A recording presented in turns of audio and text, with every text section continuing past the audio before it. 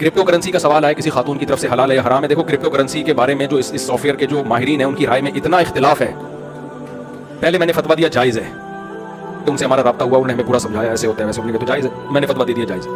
دوسرے بڑے سے آئی لینڈ کے ہیں, وہ ٹاپ 10 ان کا شمار ہوتا ہے, وہ آئے, ان سے میری میٹنگ, انہوں نے کہا بھائی یہ ناجائز ہے, اس میں یہ اس کو جو انہوں نے بتایا نا کہ یار میں نے کہا یہ تو صحیح نہیں ہے. پھر تیسرے آئے, ان سے بھی بڑے فنڈر, انہوں نے کہا ایسا ہے جائز ہے. پھر ہم نے کہا بھائی مجھے نہیں پتا یہ جائز ہے کہ ناجائز ہے, کیونکہ اس کے ماہرین میں جب اختلاف ہو رہا ہے. دیکھو اب لوگ کہتے ہیں مفتی لوگ فتویٰ کیوں نہیں دے رہے. آپ کے پاس سامنے کوئی کھانا آیا, ایک آدمی کہہ رہا ہے یہ چوری کا ہے, یہ گدھے کا گوشت ہے, سوری دوسرا کہہ رہے نہیں گائے کا گوشت ہے. تو مفتی کہے گا بھائی اگر گائے کا گوشت ہے تو حلال ہے, گدھے کا ہے تو حلال نہیں ہے. آپ نے کہا نہیں مفتی صاحب یہ کنفیوژن والا جواب نہیں, آپ تحقیق کرو. میں نے تحقیق کی, قصائیوں کو بلاؤں گا نا میں. ایک قصائی کہہ رہا ہے گدھا ہے, میں نے خود کاٹا ہے.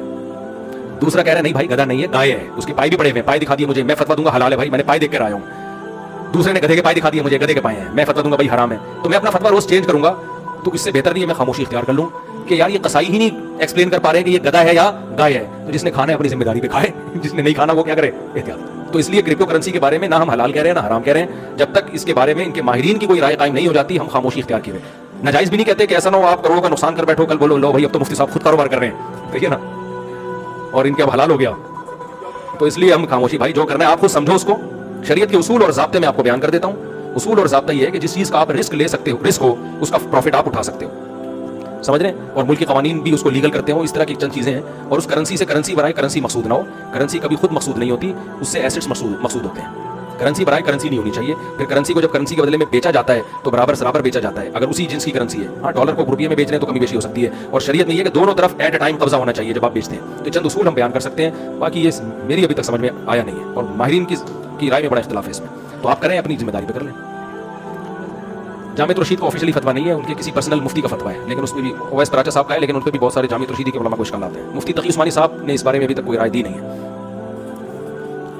مفتی صاحب میرا سوال یہ کہ داڑھی پر کلر کرنا, خطاب لگانا, براؤن لگا سکتے ہیں, بلیک نہیں لگا سکتے. 40 سال کے بعد لائٹ براؤن, کیونکہ آج کل جو ڈارک براؤن ہے وہ بھی بلیک جیسا ہی ہوتا ہے, تو لائٹ براؤن لگا سکتے ہیں 40 سال کے بعد, اور 40 سال سے پہلے بلیک بھی لگا سکتے ہیں. اور خواتین کی ایج اگر 40 سال سے زیادہ ہو جائے تو اگر شوہر کا بہت زیادہ اصرار ہے کہ بلیک بھی بعض کی کسی بیماری سے سفید ہو جاتے ہیں, تو خواتین کے لیے اس کی بھی گنجائش ہے. مرد کے لیے گنجائش نہیں ہے بلیک لگانے کی, سوائے جنگ کے موقع پہ دشمن پہ روک ڈالنے کے لیے. دشمن کو لگے بھائی کوئی جوان ہے, ایسا نہ ہو دشمن کے اتنے بزرگ آ گئے تو دم کر دیں آپ ہمارے اوپر, ٹھیک ہے نا, دشمن پہ روک کے لیے. نارملی 40 سال کے بعد مرد کے لیے بلیک کلر کی اجازت نہیں ہے, لائٹ براؤن لگا سکتے ہیں. میرا سوال یہ ہے کہ آسٹریلیا میں اسلامک بینکنگ انسٹالمنٹ کم زیادہ ہوتی ہے. یار آسٹریلیا میں جو اسلامک بینکنگ ہے اس میں بہت سارے اشکالات ہیں. مجھے کسی نے بتایا کہ وہ ڈاؤٹ ہے اس میں, ڈرامے بازی ہے اس میں, بینکنگ ہے نہیں. اب مجھے حقیقت معلوم نہیں ہے, تو جب تک میں پراپر وے میں اس کی تحقیق نہ کر لوں میں آسٹریلیا میں جو بینکنگ چل رہی ہے اس پہ فتویٰ نہیں دے سکتا کچھ. کیونکہ جب سے اسلامک بینکنگ آئی ہے نا تو کچھ لوگ اپنے منجن بھی بیچنا شروع کر دیا اسلامک بینکنگ کے نام پہ. اس کی نگرانی کون کر رہا ہے, کیا کیسے ہو رہا ہے, صرف ٹوپی ڈرامہ تو نہیں ہو رہا, پریکٹیکلی ایسا ہو بھی رہا ہے, بڑا مشکل کام ہے. اس لیے میں کوئی ذمہ داری نہیں لیتا اس کی. دیکھیں گھر لون پہ مورگیج پہ لینا جائز نہیں ہے, کیونکہ سودی قرضہ ہے. شدید مجبوری ہو تو جائز ہے. شدید مجبوری کسے کہتے ہیں, شدید مجبوری اسے کہتے ہیں کہ رینٹ پہ مل ہی نہیں رہو, رینٹ پہ مل نہیں رہو. مثال کے طور پر ایک صاحب مجھ سے ملے, ان کے پشاور کی فیملی تھی, 6-7 بچے تھے ان کے, وہ رہتے ہیں اٹلی میں. کہہ رہے ہیں ہمیں کوئی رینٹ پہ گھر دے ہی نہیں رہا, کیونکہ وہ کہہ رہے ہیں ہمیں چھوٹی فیملی چاہیے. تو پھر ایسی مجبوری میں آپ روڈ پہ تو نہیں رہ سکتا نا انسان, تو ایسی مجبوری میں گنجائش ہے. لیکن جب تک آپ رینٹ پہ رہ سکتے ہو تو آپ کے لیے مورگیج پہ گھر لینا جائز نہیں ہے. ہاں لوگ کہتے ہیں بھائی ایک گھر تو اپنی ضرورت کی ہے تو ہم کیوں نہیں لے سکتے. گھر یقیناً انسان کی ضرورت ہے, لیکن گھر کا اپنا ہونا انسان کی ضرورت نہیں ہے. سمجھ رہے ہیں کہ نہیں سمجھ رہے, اپنا گھر ہونا انسان کی ضرورت اس کو کہیں گے جس کو شریعت ضرورت کہتی ہے. ورنہ تو بحریہ ٹاؤن والے ریاض ملک کہیں گے کہ میری ضرورت 6 ایسے بحریہ ٹاؤن اور بن جائیں, یہ میری بہت سخت ضرورت ہے. تو وہ تو لگژری ہے نا, گھر ضرورت ہے, روڈ پہ نہیں رہ سکتا اپنے بیوی بچوں کے ساتھ. گھر تو اگر وہ کرائے پہ ارینج ہو گیا ہے تو ضرورت آپ کی پوری ہو گئی. آگے اپنا ہو اچھی بات ہے, اگر اپنا ہو تو اپنے پیسوں سے ہو, سود سے نہ ہو, ٹھیک ہے. لیکن اگر سود پہ گھر لینا پڑ رہا ہے تو یہ جائز نہیں آپ کے لیے, سمجھ رہے ہیں. ہاں مجبوری ہو تو ایک الگ بات ہے, مجبوری میں نے بتا دی, رینٹ پہ مل ہی نہیں رہا تو ایک الگ بات ہے, ٹھیک ہے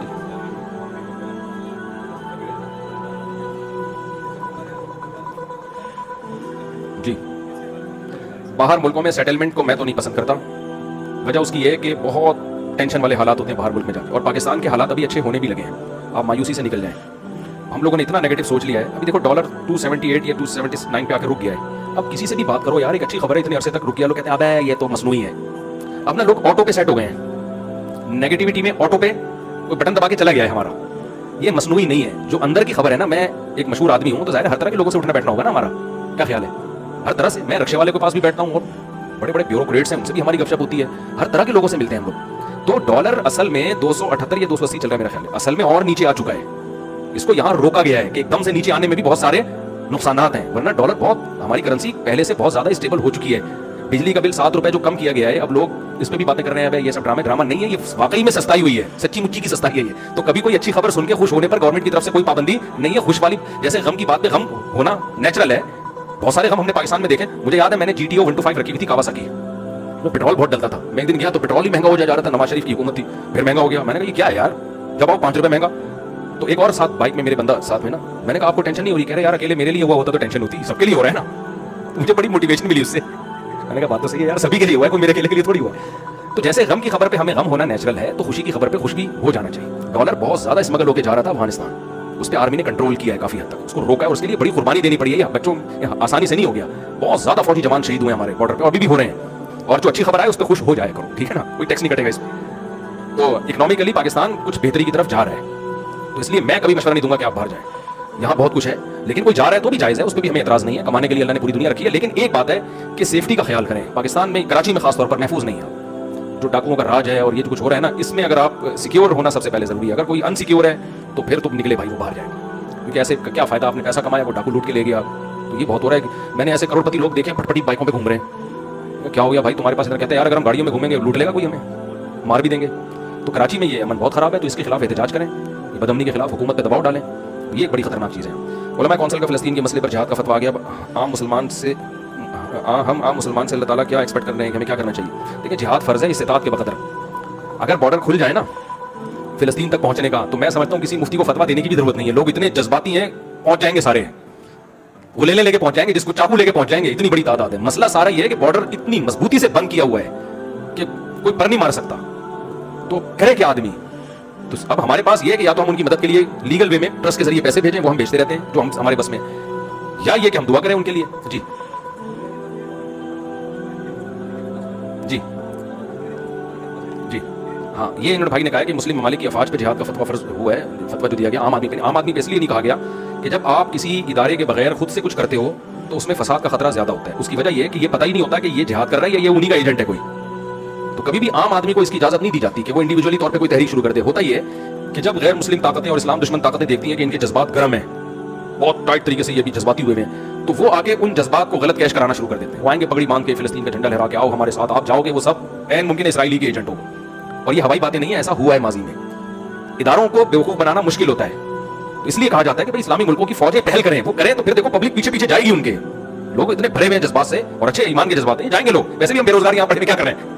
پاکستانی تو چاہ رہے ہیں کوئی اچھی ڈمپر کے نیچے آگے مرنے سے بہتر ہے کسی اچھی جگہ جا کے شہید ہو جائیں. ڈاکوؤں سے مرنے سے بہتر ہے بھائی جا کے وہاں شہید ہو جائیں.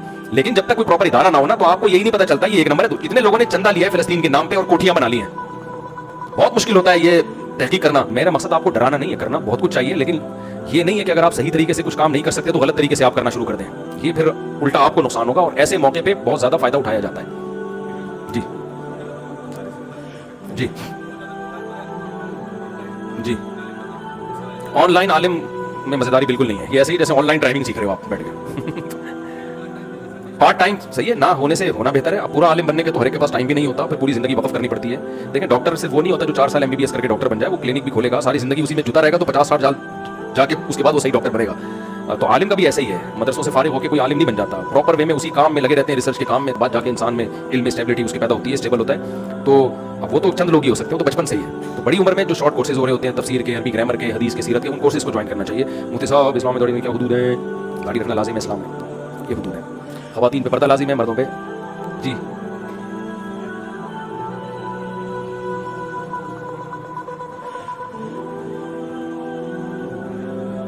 جی انسپائر نہیں ہوتے. ہاں جی دیکھیں اس کی وجہ یہی ہے نا کہ یہ اسلام کا قصور نہیں ہے نا. اسلام ہے کہاں؟ اسلامی ملکوں میں اسلام ہوتا تو ہم کہتے نا، تو ہے نہیں نا. انہوں نے جو اسلام کی جو اس طرح کی تعلیمات تھیں وہ لے لی انہوں نے، ایمانداری، دیانتداری. اب قرآن کیا کہتا ہے؟ ناپ تول میں کمی کرنے والوں کو کیا خوف نہیں کہ خدا کو جواب دینا پڑے گا؟ قرآن کہتا ہے یہ قوم ناپ تول میں کمی کرتی تھی، ہم نے پوری قوم تباہ کر دی.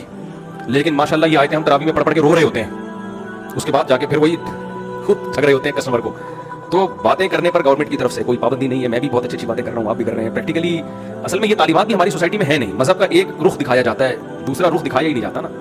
اللہ نے شعیب علیہ السلام کی قوم کو کرپشن کی وجہ سے ہلاک کیا ہے. پوری قوم تباہ ہوئی ہے کس جرم میں؟ کرپشن تھی اس میں. تو یہ اتنا بڑا جرم ہے کرپشن. ہم سب کر رہے ہیں. میں نے 5 بڑے بڑے اسمگلروں کے نام سنے ہیں, میں نام ان کے نہیں لوں گا, ایسا نہ پولیس والے مجھے بولیں کہاں ہے وہ, میں چوڑے میں آؤں گا. اور بہت بڑے بڑے ڈرگس کے اسمگلر ہیں, چرس اور ہیروئن کے, اور 5 کے نام بتاؤں کیا ہیں, فرضی نام لے رہا ہوں, اوریجنل نام نہیں ہے. ایک کا میں نے پوچھا یار اس کا نام کیا ہے, حاجی سلیم. یہ کون ہے جی, حاجی جمشید. یہ کون ہے جی, حاجی ستار. یہ کون ہے جی, حاجی وسیم.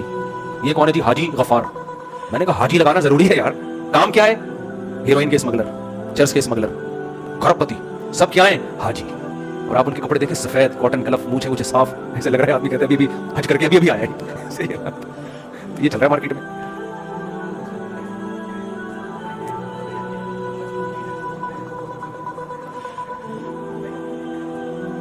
اقامت دین کے لیے بہترین بات کی. اچھا یہ بارڈر والا سوال بھی رہ گیا تھا, ٹائم ہے میں جواب دے دوں ان کا, 2 سوالوں کا میں جواب دے دوں, 2 سوالوں کا جواب دے دیتا ہوں. دیکھیں اسلام میں بارڈر کا حقیقت میں تو تصور نہیں ہے, ٹھیک ہے نا, ایک دارالاسلام اور ایک دارالحرب, لیکن کچھ چیزیں ہونی چاہیے, ہوتی نہیں ہے.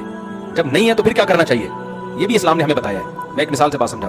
اسلام نے کہا جو حاکم ہے نا, جو آپ کا خلیفہ یا لیڈر یا حاکم, وہ نیک ہونا چاہیے, وہ پڑھا لکھا ہونا چاہیے, وہ عالم ہونا چاہیے.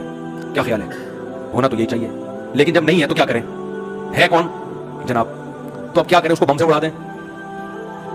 تو اسلام نے دوسرا بھی ہمیں حکم دیا, اسمعوا واطیعوا ولو استعمل علیکم رجل حبشی کأن رأسه ذبیبہ. صحیح بخاری مسلم کی بہت ساری حدیثیں اس پر, کہ جب بھی کوئی ایک حاکم ہو, چاہے جو مرضی ہو, تم نے امت کی اجتماعیت کے لیے اس کی اطاعت کرنی ہے. اور آسان, میں آپ کی بات کی طرف آ رہا ہوں. امام کیسا ہونا چاہیے, پوری داڑھی ہو, نیک ہو, بہتر ہے 4 بیویاں ہوں. ایک مثال دے رہا ہوں میں, صحیح ہے نا, شریف شرفا ہونا چاہیے, ایسے آدمی کو امام بنایا جائے. لیکن فقہا نے ساتھ ساتھ یہ بھی لکھا اگر نہیں ہے تو جو ہے نماز اس کے پیچھے پڑھواؤ, صحیح ہے نا, جماعت نہیں چھوڑ سکتے. کیوں, اسلام اجتماعیت پہ زور دیتا ہے. کسی کی انفرادی حیثیت کو خراب بھی ہے برداشت کیا جائے گا اجتماعیت کے لیے.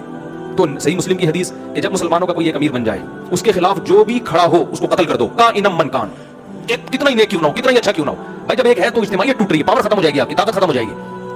تو اس کی وجہ تبھی یزید کے ہاتھ میں جو زیادہ تر صحابہ نے بیعت کی ہے, حالانکہ اس میں بڑے اشکالات تھے, لیکن وہ بیعت اسی بیس پہ کی ہے, بھائی پاور اس کے پاس ہے.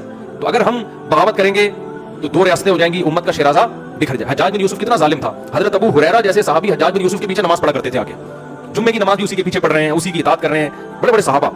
تو ہونا تو بہت کچھ چاہیے, یہ لکیریں نہیں ہونی چاہیے, سعودی عرب, پاکستان, مسقط, دبئی, ایک اسلامک اسٹیٹ ہونی چاہیے. لیکن جب نہیں ہے تو کیا کریں, تو ان کو جوڑنے کے چکر میں اگر یہ ڈر ہے نا کہ مزید ٹوٹ جائیں گی, تو بھائی جتنے ٹوٹے ہوئے ہیں فی الحال اس پہ گزارا کرو. تبھی آپ دیکھو بنو امیہ کے دور میں ایک اسلامک اسٹیٹ تھی, جب بنو امیہ کے خلاف بغاوت ہوئی ہے بنو عباس نے, تو وہ ایک اسٹیٹ نہیں بنی, اس بغاوت کے نتیجے میں اسلامک اسٹیٹ 2 حصوں میں ڈیوائڈ ہو گئی. پہلی دفعہ اسلام میں یہ دراڑ آئی تھی کہ جی بنو امیہ نے ظلم کیا تو ہم ان کے خلاف بغاوت کریں گے. بغاوت ہوئی تو کیا ہوا, اسلامک اسٹیٹ اندلس میں الگ خلافت قائم ہوئی, اور ادھر بصرہ کوفہ میں الگ خلافت قائم ہوئی. پھر اس کے بعد سے خلافتیں در خلافتیں, پھر جو خلافت عثمانیہ تھی بہت بڑی تھی, لیکن ہندوستان میں وہ نہیں تھی. ہندوستان میں الگ مغلوں کی حکومت تھی, وہ بھی اسلامی ریاست تھی ہندوستان کی, وہ مغلوں کی حکومت تھی. ادھر مسقط میں الگ حکومت تھی. تو اسلامک اسٹیٹ بنو امیہ کے بعد آج تک کبھی ایک خلیفہ پہ لوگ جمع نہیں ہوئے ہیں. تو سب علماء کا ہمیشہ سے یہی فتویٰ ہے کہ جہاں جو خلافت ہے, جو حکومت ہے, اس کو مزید توڑنے کی کوشش نہ کی جائے, وہیں کے جو بادشاہ اس کی اطاعت کی جائے. تو کچھ کام ہونے چاہیے, لیکن نہیں ہو رہے تو ہم گراؤنڈ ریئلٹی کو دیکھ کے چلیں گے. ان کو ایسے طریقے سے جوڑنے کی کوشش کرنا کہ وہ مزید ٹوٹ جائیں, یہ نہیں ہو سکتا, یہ جائز نہیں ہے. جمعے کے فرائض,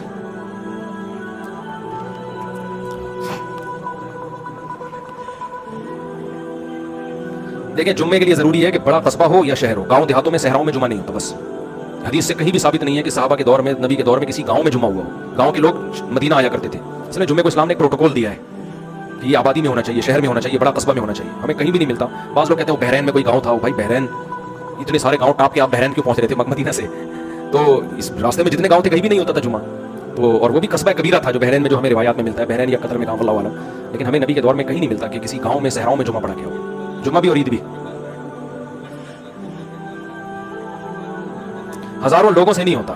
لوگ جتنے جنگل میں 100,000 لوگ بھی ہوں گے, جمعہ نہیں ہوگا وہاں پہ, ظہر پڑھیں گے. اور شہر میں 4 آدمی بھی ہو تو جمعہ پڑھ لیں, وہ سمجھ رہے ہیں. 2 آدمی جمعہ نہیں پڑھ سکتے ہیں. جماعت کم از کم 4 افراد ہوں جمعے کے لیے, 2-3 افراد کا جمعہ نہیں ہوتا. ٹھیک ہے نا, چلیں بھائی کافی ہو گیا میرے خیال. سبحان اللہ, چلیں ٹھیک ہے, نماز پڑھیں.